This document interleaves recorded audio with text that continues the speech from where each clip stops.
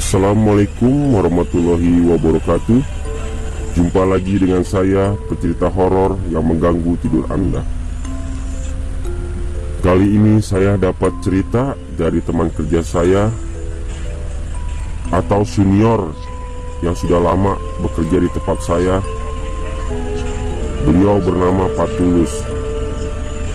Ia bercerita sama saya pernah disukai oleh makhluk halus atau setan perempuan. Mungkin cerita ini tak pernah diceritakan kepada orang lain, hanya kepada saya saat ini bercerita. Awal cerita, Pak Tulus tinggal di Wonosobo.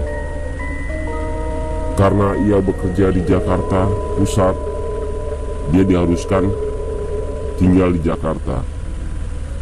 Kebetulan Pak Tulus dikasih tempat nginep di tempat kerjanya atau kantor. Waktu itu beliau nginep di lantai 2 karena gedung kami yang lama itu hanya 2 lantai. Di lantai bawah ruangan staf, sedangkan di atas adalah mes buat penginapan karyawan yang dinas-dinas luar kota ke Jakarta. Memang sedikit cerita, Pak Tulus itu punya keahlian bisa merasakan bila ada makhluk halus yang dekat dia atau melintas. Singkat cerita, begini ceritanya. Waktu itu Pak Tulus bekerja di malam hari di ruangan mes itu sekitar jam 11 malam. Mungkin waktu itu jam 12 Pak Tulus ingin istirahat. Sambil merokok ngopi, dia keluar dari ruangan. Di dekat ruangan mes itu ada sebuah sofa dengan meja kecil. Disitulah Pak Tulus beristirahat sendiri sambil merokok. Karena Pak Tulus mempunyai kelebihan bisa merasakan apa yang ada di sekitarnya. Saat itu Pak Tulus sedang duduk, cuman dia merasakan merinding semua badannya. Dia tahu kalau di dekatnya ada makhluk astral atau makhluk gaib. Sontak dia langsung menggebrak meja. Pak Tulus mengucap begini, "Hei, gue tahu lo ada di sini. Kalau memang lo ada, gue mau tahu siapa nama lo."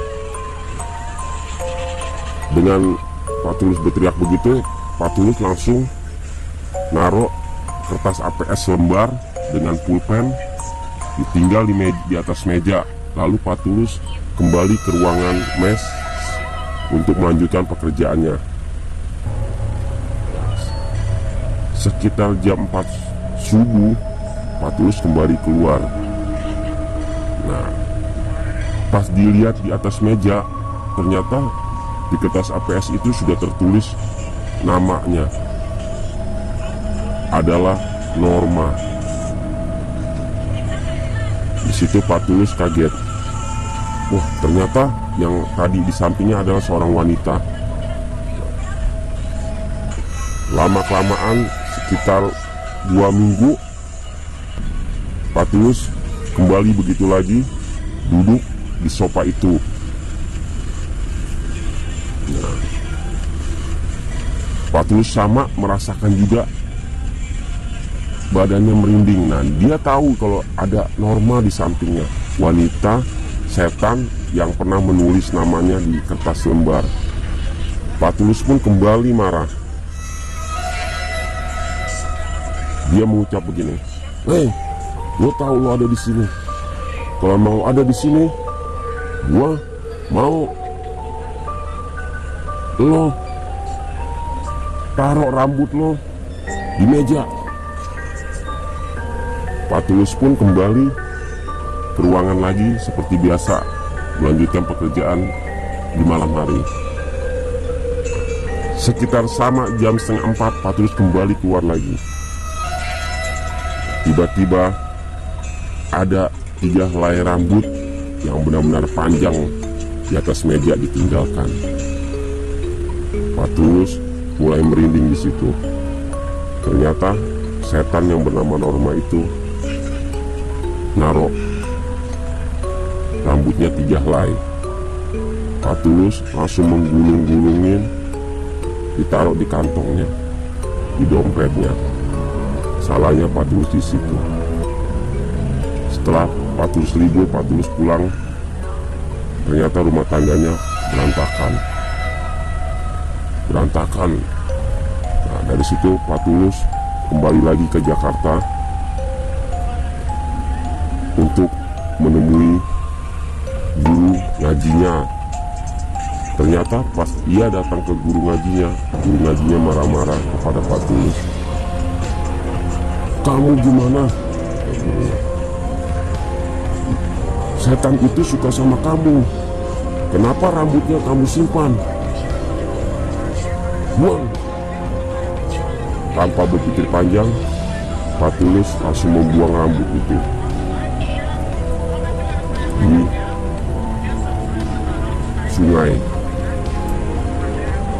Namun sudah kepala tanggung karena sudah terlalu lama rambut itu disimpannya, hingga rumah tangganya tak bisa diselamatkan sampai sekarang. Itulah kisah dari Patulus yang dicintai oleh makhluk halus atau setan perempuan yang ada di gedung tempat ia bekerja. Masih banyak lagi cerita dari beliau. Nanti saya akan menceritakan semua apa yang dia ceritakan dan apa yang dia alami.